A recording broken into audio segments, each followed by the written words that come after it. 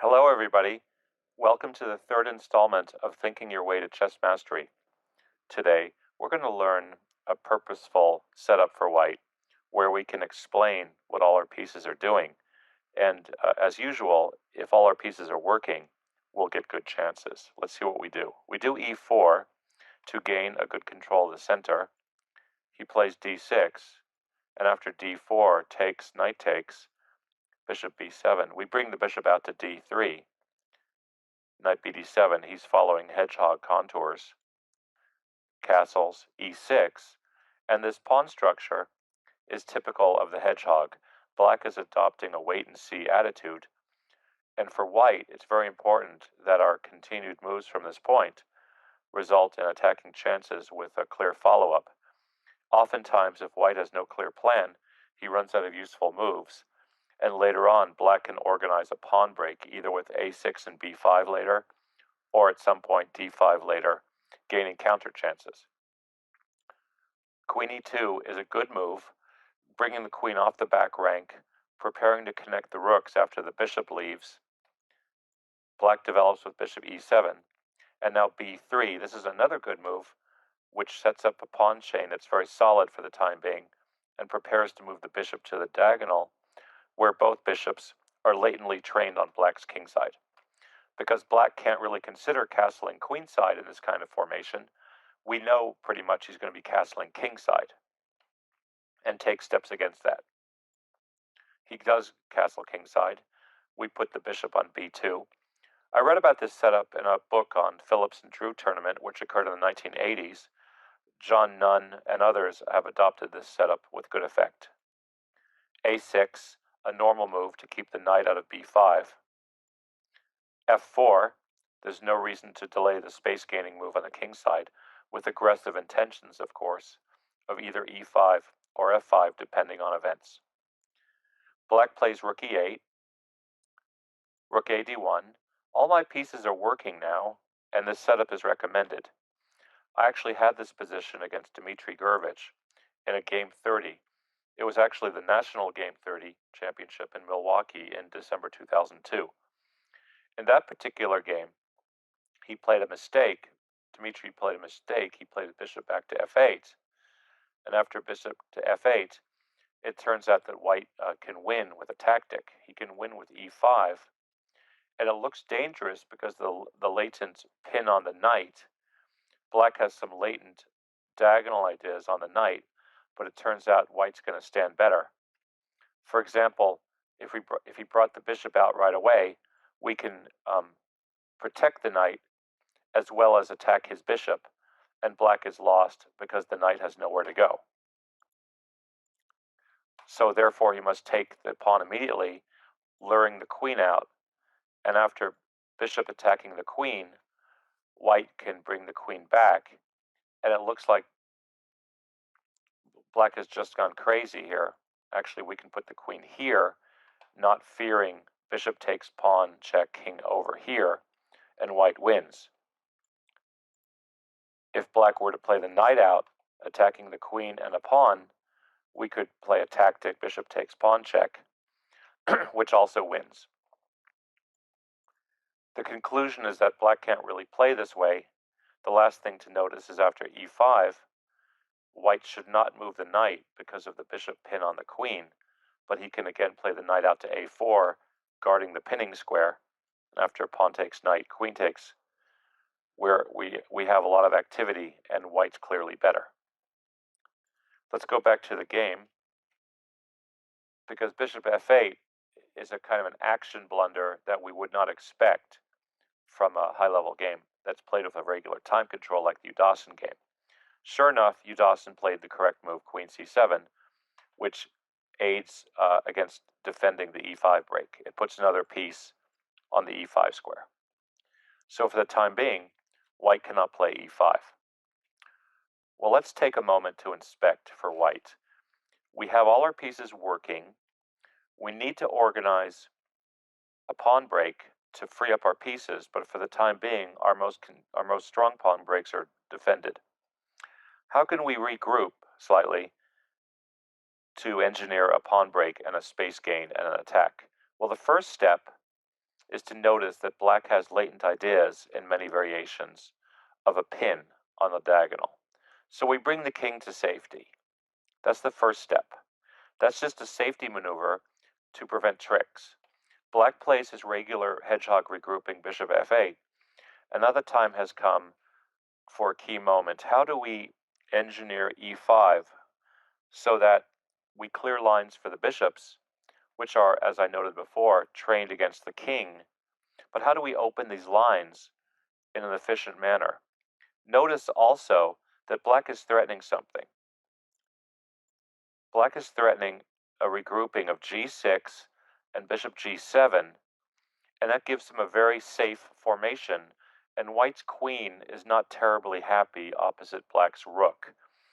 So we don't want to give black some free moves. What that means is we have to act quickly. We don't want him to get in that regrouping for free. The important thing to realize is that we can relocate this knight on d4. How? We play it to f3.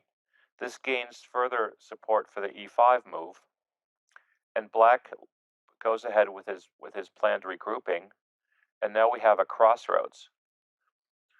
In the game, not knowing what else to do, I played my bishop back to b1. This happened in the game. This turned out to be a bad move because after black's rook a d8, black was well situated to meet any potential attacking ideas on my part. After I put my knight out to g5, black correctly realized he should not be trying to attack it because I might have, in fact do have, sacrifices on f7 blasting him open. Black just ignored me, and after bishop g7, black had a perfectly playable position. So we don't want to give black these elementary puzzles to solve. Instead, we want to pose problems that are strategic in nature and play in the most directed manner possible. Well, let's take a look. Black, of course, is threatening to place his bishop opposite the white bishop, and white's bishop on d3 is deadened by this pawn chain. This suggests that if we were to improve white's position, we could somehow engineer a trade of this bishop on d3 for its counterpart on b7, and simultaneously we exploit the dark squares, because if you notice, black's last move weakened the entire complex of dark squares everywhere. If the bishop went to g7 later, the d6 pawn might become weak. Hopefully you have enough clues, and this is known from prior games. I just didn't know the important game which was played in Europe. The e5 break actually is strong here, but I didn't realize why. It's important for the remainder of this installment that we understand why this is strong. The first point is that, of course, black could consider taking, and he can also consider taking the pawn, which is dangerous, of course, because the f-file gets opened against the weak f7 point, or he could try to keep it semi-closed with knight h5. Let's look at each move in turn to understand why white's position is superior. Let's say he takes, which is, of course, extremely risky. What would happen? What do you think might happen? Well, white should just take back. Now, let's say black played his knight out to h5. What would happen then? Well, black is threatening to bring the knight in to f4 in certain positions. But we go ahead and execute our positional threat, which is the important move bishop to e4. This is the linchpin of all of white's ideas. It's very important to notice that by trading, white's knights become exceedingly powerful because white's knight on c3 is going to soon arrive on the e4 square, which further targets all the weak squares in black's camp. After bishop e4, in fact, black has a terrible position. For example, if he took, we would just take back, and we're coming into all the weak points. It's very bad. Let's say black doesn't take. Let's say black plays his knight out. This appears to threaten the f-pawn. But is it a real threat? What do you think white's best move is?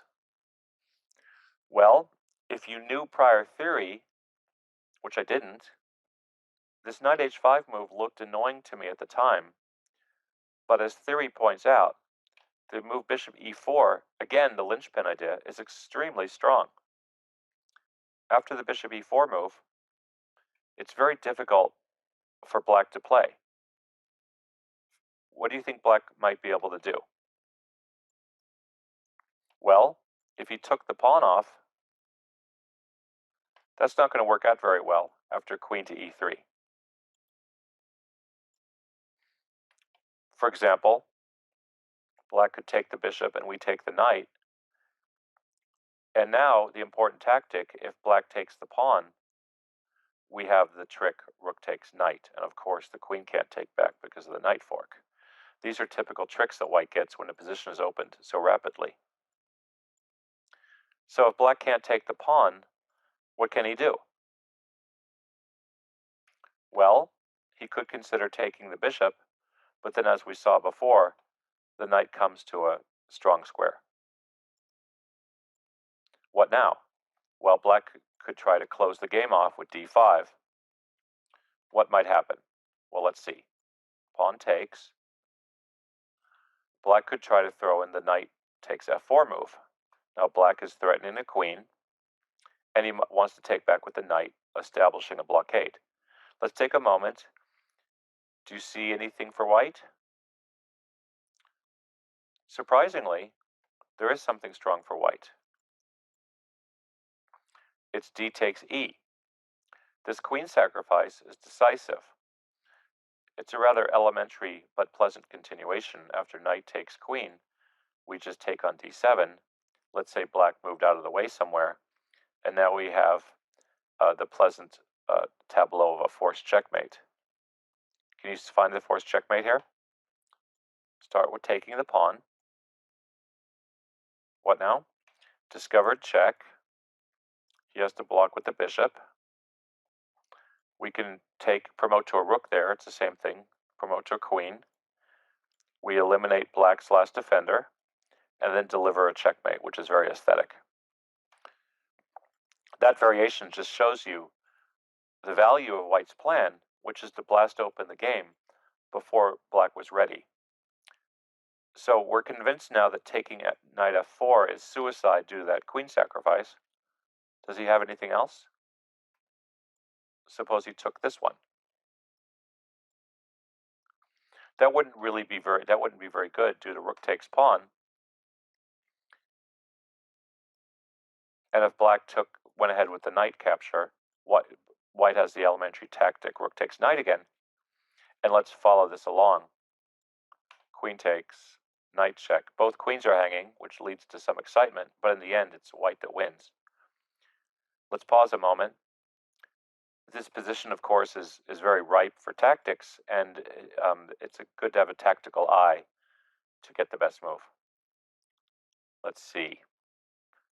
The correct answer, as you may have guessed, is to open the diagonal again, which is very thematic. Suppose black were to block the diagonal. What now? Let's pause a moment again. These positions are exceptionally aesthetic. What's white's best move?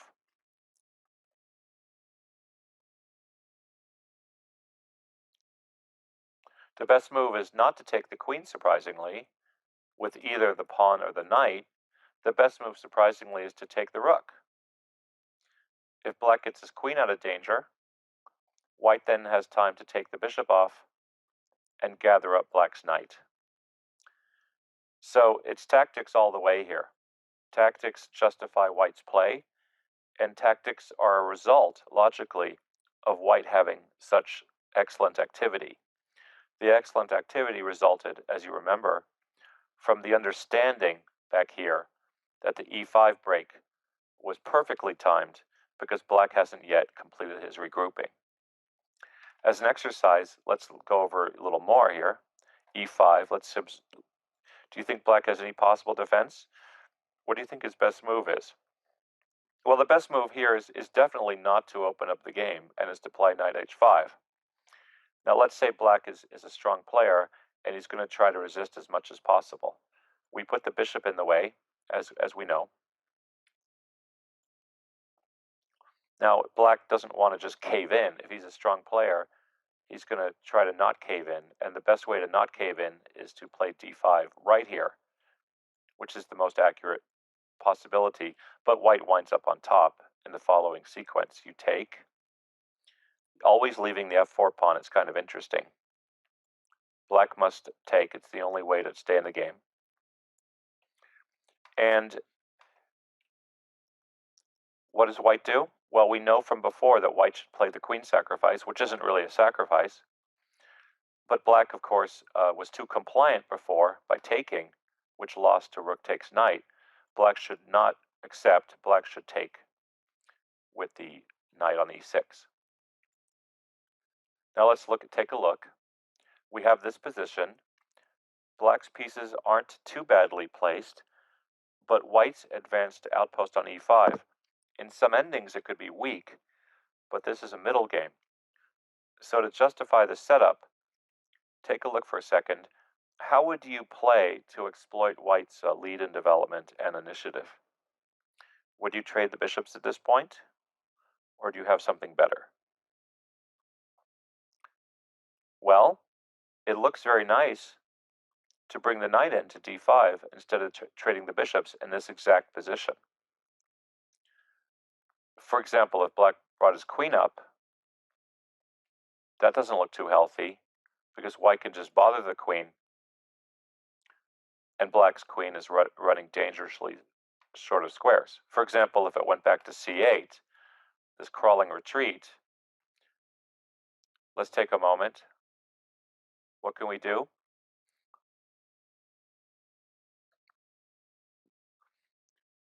This is where computer engines come in handy, because if you have this position on the board in a tournament, you might get a little confused. Black's pieces look terrible, but there's no obvious knockout. But for the computer, there is a knockout. Any ideas? It's not easy. That's why computer engines are helpful in preparation. The knockout is to realize black's weakest point in his camp. The weakest point, let's observe and inspect, it seems to be the f7 pawn, because it's only guarded by the king, and black can't get any other defender near the pawn for at least a few moves. So the answer, surprisingly, is to prepare an attack on f7 with knight d2, an excellent move, which humans would probably overlook. And it has this slow motion idea of just attacking the f7 pawn, and black simply can't defend it. If black can't defend it, that's the end of the game. After knight d2, it's amazing how powerless black is. In fact, he has no move at all to defend the position. Let's say he made a neutral move like b5, we just execute the threat. Black has to crawl back to d8 to defend, and now we can take this moment to hit the queen, and after the queen goes to its only space, we can put the rook down to c7, and these very directed moves are just crushing black. If he took the knight off, and we took back, and he accepted the rook, what would we do? Well, we would just rip his king apart with bishop f7, and it's easy to see that the discoveries on the long diagonal are going to be fatal. For example, king h8, we give a check, the knight blocks. It's almost time for the knockout now. Do you see it? The knockout is just bishop takes rook, exposing the attack on the bishop. Black brings it to safety. He's doing the best he can, but after we bring the bishop to d7, protecting e6, black is dead lost. He can't guard against the multiple threats. Let's take a look.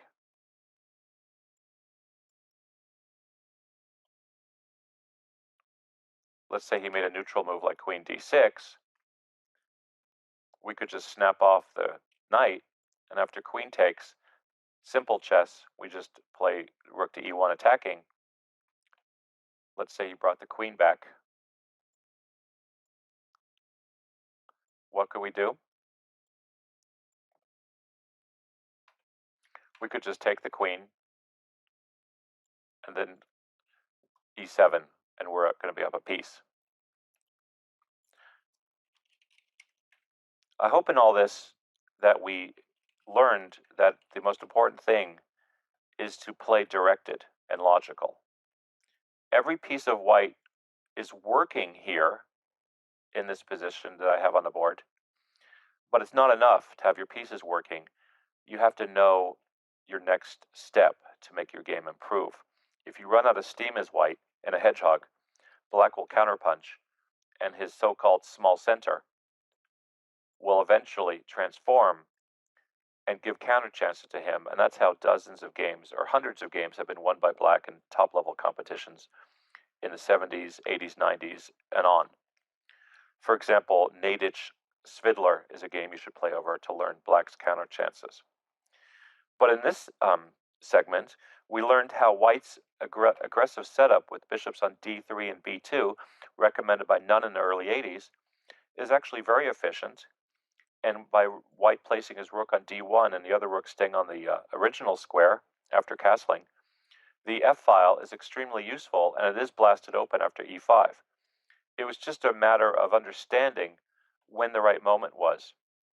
And the reason this is also strong is because the bishop e4 move is the positional masterpiece that results in justifying white's entire play. Remember that black can't take the pawn off. Why not?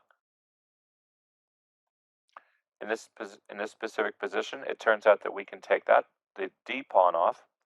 This is a final check of the correctness of white's idea.